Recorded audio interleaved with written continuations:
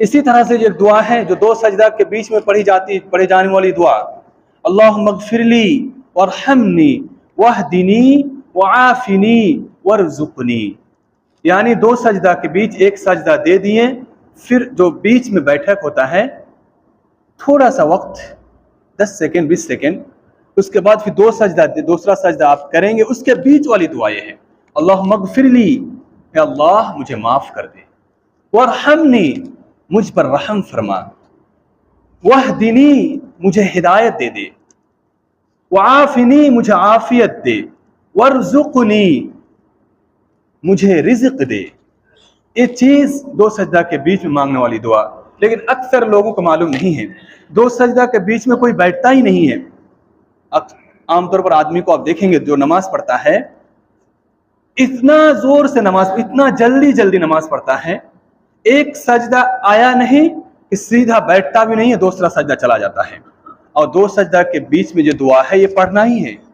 یہ آپ نہیں چھوڑ سکتے ہیں۔ آپ اگر نہیں پڑھیں گے، چھوڑ دیں گے تو نماز نہیں ہوگی،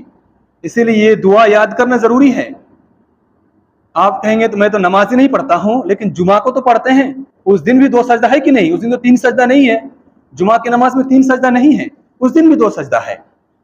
تو جمعہ کے دن آپ ہفتے میں ایک دن آئے ہیں تو اس میں بھی آپ کو 2 سجدہ جب آتا ہے یہ دعا پڑھنا ہے۔ باقی دن میں آپ نماز نہیں پڑھتے، بات الگ ہے، وہ آپ کی مرضی۔ اللہم اغفر لی، اے اللہ مجھے معاف کر دے، یعنی میں نے دنیا کی زندگی میں 50 سالہ 40 سالہ زندگی میں جتنے بھی گناہ کیا، جتنے بھی خواہشات کام کیا، جتنے بھی نفسانی خواہشات جیسا سلوک کیا، جو بھی چھوٹے گناہ بڑے گناہ کیا، اے اللہ اللہم اغفر لی مجھے سارے گناہ معاف کر دے، وارحمنی، اے اللہ تیرے بندے پر تو جس طرح سے رحم کرتا ہے اسی طرح رحم جس طرح سے تو نے مجھ پر کیا ہے، اس دنیا میں کیا ہے، یہی رحم میرے اوپر قبر میں بھی کر، اے اللہ اسی طرح رحم مجھ میں احسان اور مجھ پر رحم آخرت میں بھی کر، اے اللہ پل صراط میں جب پار ہونے جاؤں اس وقت بھی مجھ پر رحم کر تاکہ میں آسانی سے جنت چلے جاؤں۔ یہ دعا وارحمنی واہدنی، اے اللہ تمام راستوں سے ایک ہی راستہ جو صراط المستقیم کا راستہ ہے،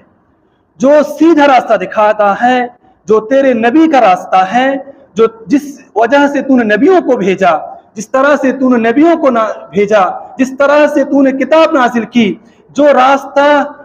پہ چلنے سے تو خوش ہو جاتا ہے، جو راستہ سیدھا جنت کی طرف لے کر جاتا ہے، واہدنی وہی راستہ مجھے دکھا،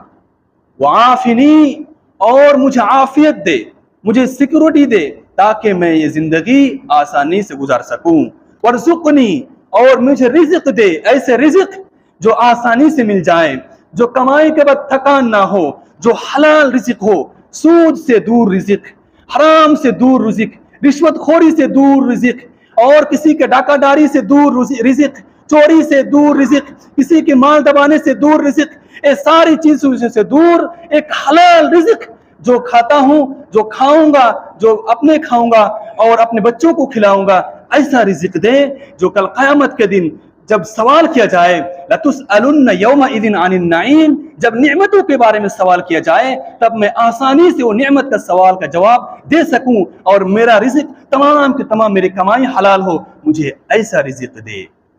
یہ ہے دو سجدہ کے بیچ کی دعا، لیکن اکثر لوگ دو سجدہ کے بیچ کی دعا یاد بھی نہیں کرتے ہیں، پڑھتے بھی نہیں ہیں، دو سجدہ کے بیچ میں بیٹھتے بھی نہیں ہیں۔ اس طرح سے اگر نماز پڑھیں گے آپ کی نماز قبول نہیں ہوگی۔ نماز کا ایک دوسرا نام جو سب سے نماز جو صلاۃ، اس کا نام ہے صلاۃ، اور اس کا اصل نام ہے دعا۔ صلاۃ کا مطلب دعا، یعنی نماز صلاۃ جو ہے یہ دعا ہے، اور اس کے ذریعے بندہ رب سے بات کرتا ہے۔